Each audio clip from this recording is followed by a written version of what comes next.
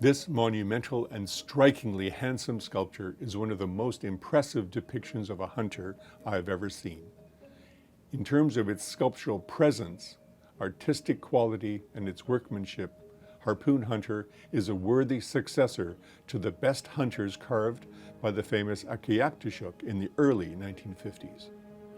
If INUKJUAK had remained in INUKJUAK and not died young, we can imagine him creating a masterpiece like this one. But based on the work's overall style and form, its details, its impressive size, and its sheer bravado, we are making an attribution to Johnny Inukpuk. Johnny Inukpuk was forging a highly distinctive personal style as early as 1952. His masterpiece, Mother Holding a Swaddled Infant, also in this auction, is a superb example of his fully developed early style, around 1953 to 54. Masterworks from several years later, in the early 1960s, illustrate a quite new sculptural style for Inukpuk and are well documented, and a few have been sold by us in recent years. But documented works from the very early 1950s and the later 1950s are surprisingly few.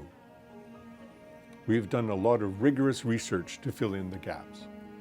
Johnny Inukpuk is, of course, best known for his depictions of mothers and children. In fact, he carved relatively few hunters. Over the years, we've attributed 2 early examples of hunters to him, based on very specific stylistic traits.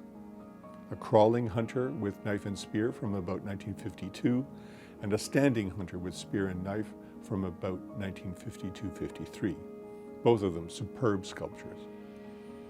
This Harpoon Hunter, which we're dating to circa 1955 to 57, clearly follows that stylistic path, especially when we consider the style of the intermediate works, such as our Mother Holding a Swaddled Infant, and another masterpiece, Man Inflating an Avatak, from 1954 in the Canadian Museum of History collection.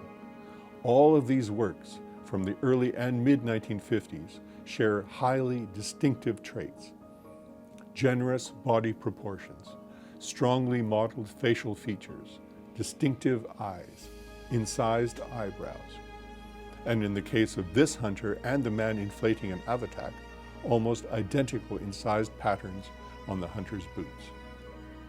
The increasing size of the works over the years is important when we remember that many of Inukpuk's masterworks from the early 1960s are very large indeed. Harpoon Hunter is also, like the other examples mentioned, amazingly well crafted and well proportioned. Bravo, Mr. Ingo.